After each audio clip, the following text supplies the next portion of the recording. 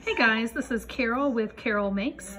It is Fiber Friday week 4 and I am here with my studio sister Amy from Long Limb Studio. You can find us both at B3 Gallery throughout the week, and she is going to be showing us how to do she's our felter, so she's going to be doing a wet felting? Yes. Okay. Yeah, taking the wool fibers and manipulating it till it grabs a hold of itself and turns into a fabric. Awesome. All right, we're ready for it. So that will end up being like a piece of fabric. Oh, yeah. All right. With this size also, sometimes I'll curl it up into like noodles. Ooh. So this could very much look like that. Yes. But I would rather have a flat piece for what I'm doing right now. Sure. There's lots of different colors and hues in there, and I see some sparkle. Right. That'll be really nice. Right. So when you wet felt, you tend to start with a bubble wrap. Mm-hmm. This is a bamboo. I'll show you what I do with the bamboo. And then I cover it with a screen, which kind of helps hold everything down. Okay. Olive soap. It's very mild. It works well with the natural fibers. So I take my olive soap in hot water and kind of get the water soapy.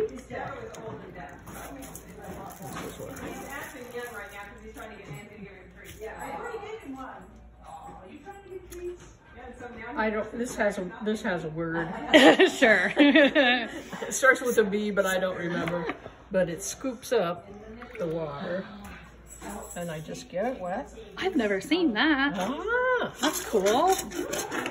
So the first thing you do is you want to get the air out as much as possible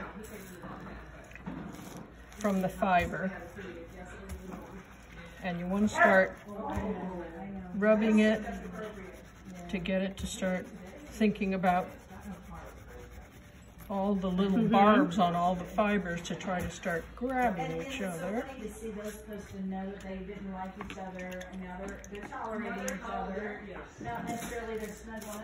And the fibers felt because of agitation and the hot. Right, it's animal fiber, whether it's alpaca or merino wool or coriandel, and then it has some synthetics, the sparkles and all. And then this, kind of like a waffle iron, also helps get it roughed up. So over here we've got the soapy hot water and then the agitation. And once I get it that I know it's wet, I peel this back to make sure nothing is sticking. And actually what I'm going to do is flip this so that it's on the bubble. Okay. Because I think this, for this little piece, this would be too rough. Okay. So, then, I just... Those are the changes we make, you know, in the middle of the... You adapt. Yeah. Right. So then I just start... I hadn't thought about bubble wrap to kind of help with agitation, but that's a great idea. Actually, the felters who do larger pieces will use pool cover. There's a film like this that's for covering pools, and it's a bigger, it's a bigger bubble, and it's much more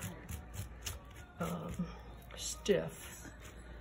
Now, since I want this to be a fabric, I'm going to kind of bring some of these little loose pieces back.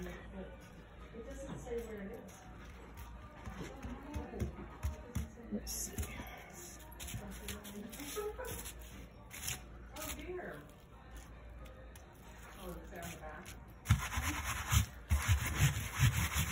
And you'll notice I cover my desk with a twister board. Because I like it. I do a lot of wet yeah. things, and this is just an old army desk, and I thought, well, I've got it at home from when my kids were little. Easiest way to recycle that. Keep your desk clean. Do a little bit more. Little pieces like this don't take a long time. How long will it probably dry for?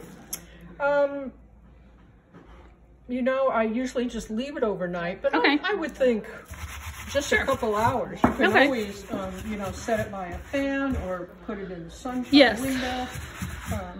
It's definitely hot enough here that you could do that. A little late in the day. Yeah. But this one's gone pretty quickly. So the next step is if I can pick it up, then I know it's doing pretty well. Oh, okay. I'm going to rinse some of the water out. And then this part is called felling, and it's where you just rough it up with your hands. Got it. And hopefully, since it's already a fabric, it's not going to be falling apart on me.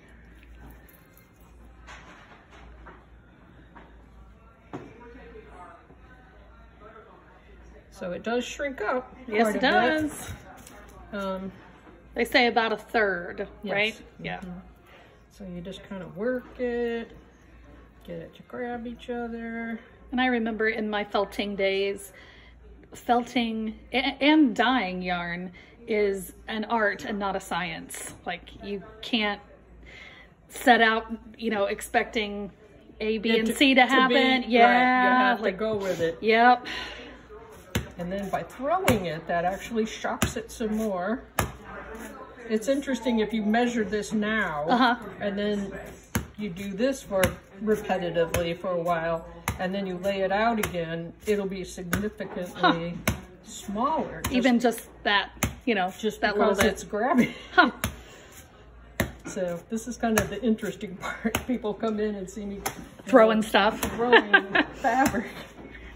So this is a little thin. There's, you know, you could see through it somewhat. But what I'll end up doing with this is... Yeah, tell us. Yeah, I will cut this into little leaves. Okay.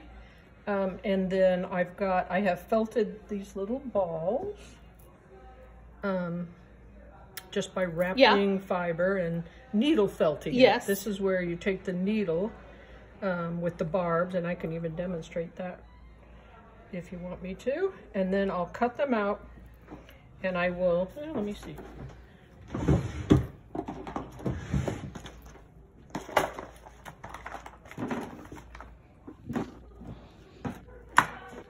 So here's the needles. Okay.